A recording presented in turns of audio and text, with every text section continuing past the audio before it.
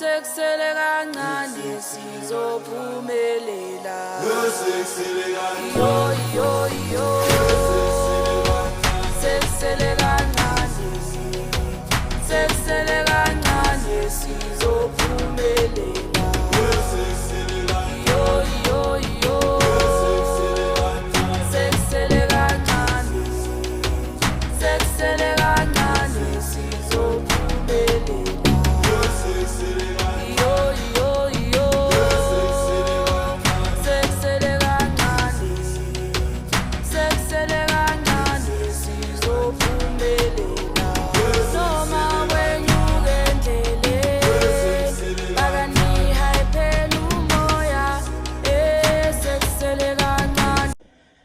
Game number 6 for Orlando Pirates on the Betway Premiership finishes with a 1-0.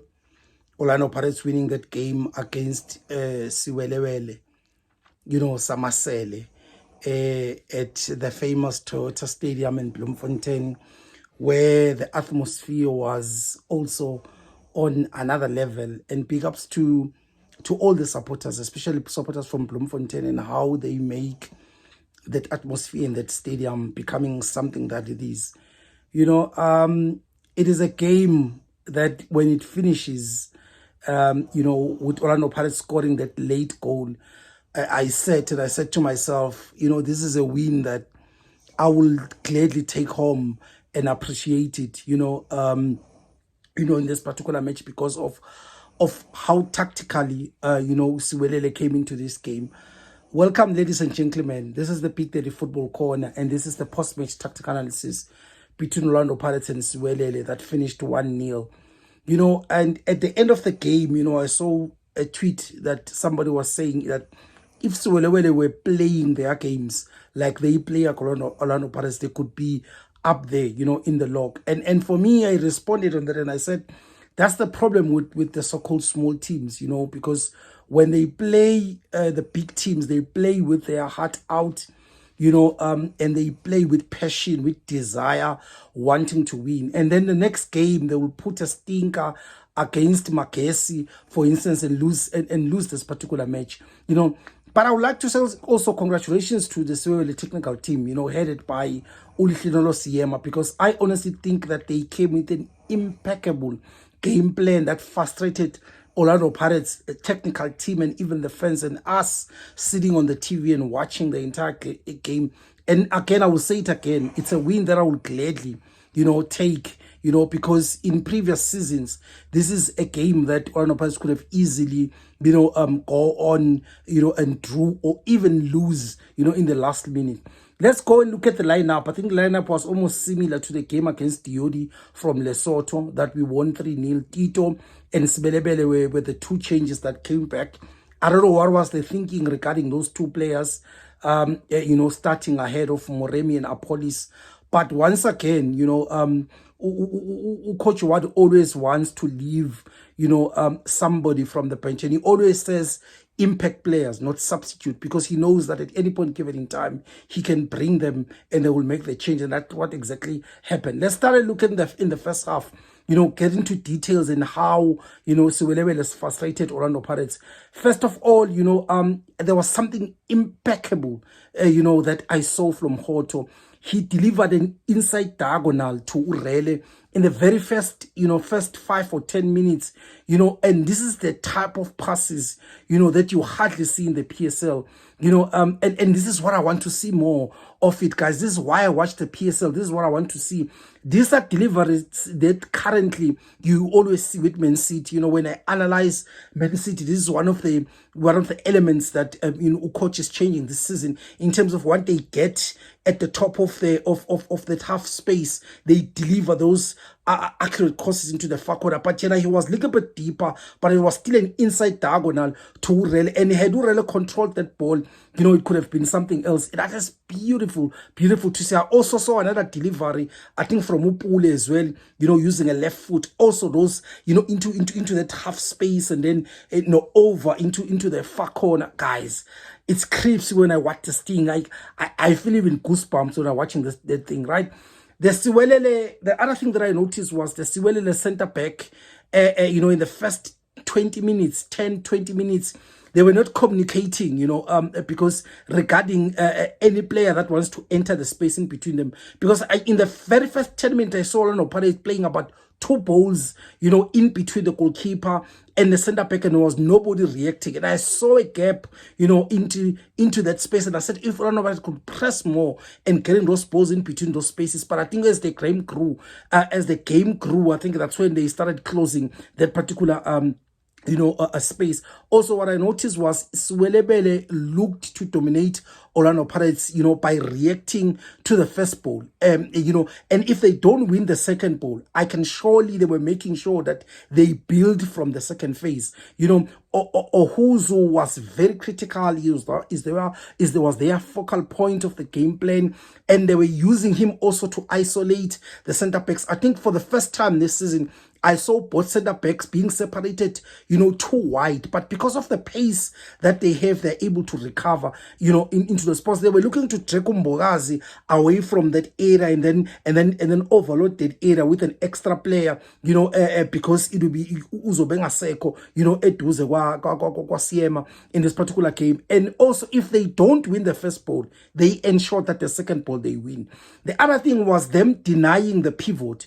Umbata Nduli time on the ball. I saw a Twitter, somebody saying, no, it was Unduli, not playing well. Some said it was Umbata. For me, it was both of them. And they were both targeted by Siwelele because they know, that usually they will delay their pass by seconds, especially if they don't see a free player or if they don't see a movement up front, they will hold into the ball a little bit longer. And what they were doing, they were always ensuring that when they receive the ball, there's always a player next to him that's going to nip the ball away from him. And they were using physicality to frustrate them and ensure because they are frustrated. There was always a man next to them all the times. And again, also Siwelele dealt with Orlando Pirates' verticality nicely because Olhoto wasn't allowed to receive on his own. Whenever he received whenever he received the ball, there was always somebody that's putting pressure on him. Or even if whenever he plays that first pass, they will react to that first pass or that first flick. And Umpotsane was critical into ensuring that, Uhoto, does not play into this game. He was tasked to check him back even when he has to go back and match him speed for speed because Umpotsane is also very quick. They also overloaded his side, Hoto, to ensure that Orlando Pirates doesn't penetrate, using. They also used physicality on him to ensure because they frustrated him. For the first time in a long time, it was the first time to see Orlando Pirates using the right-hand side more, to play out, which is unusual for them. And when the first half finishes, I felt that is another game that Orlando Pirates might need to win from the bench.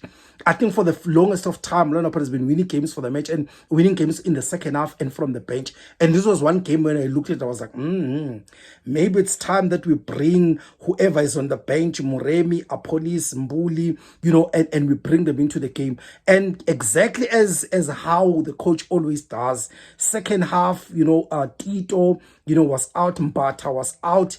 Again, Futsi, I was happy about the coach. I will upload him again that it doesn't matter who you are, you are Rele, you are Tito, you can be subbed at any point given in time when the coach sees fit.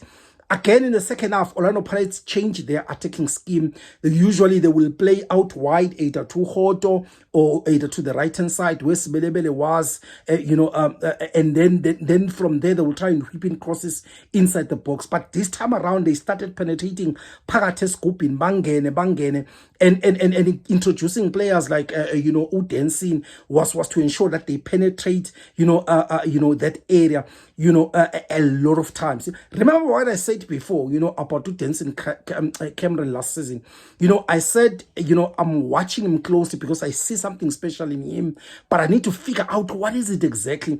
And I said this season, I will make sure that I watch him, in this particular season. And I would gladly say that if he avoids injuries and loss of form, he will. This season will turn out to be his breakout season for me because also Coach Wadu seems to be fond of him even more than Usilepe. He is what I call tempo manipulators. What makes him special is how he lights up when he gets on the ball. He's a player also to Mumbega, he's lazy. He's got that lazy walk, but he's got that lightning feet. He carry some kind of a deceptive rhythm.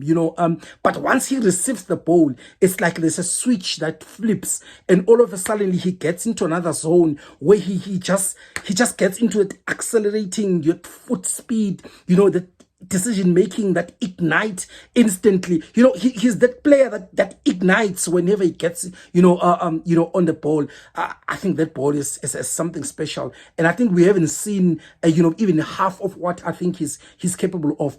80 minutes, Orlando Pirates scores again. Appollis, becoming the Messiah, all over again. And I think, Appollis is the player now that he think he is.